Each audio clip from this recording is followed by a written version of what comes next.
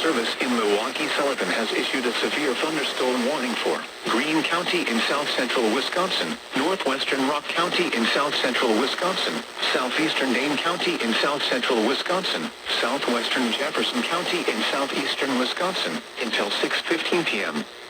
At 5:27 p.m., severe thunderstorms were located along a line extending from Monticello to near Albany, moving northeast at 45 miles per hour. Hazard, quarter-size hail. Source, radar indicated. Impact, damage to vehicles is expected.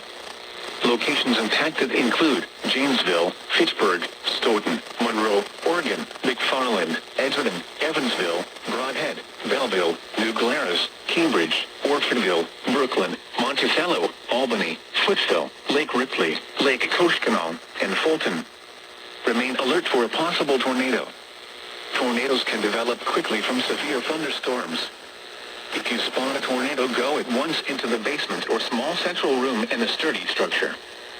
For your protection, move to an interior room on the lowest floor of a building.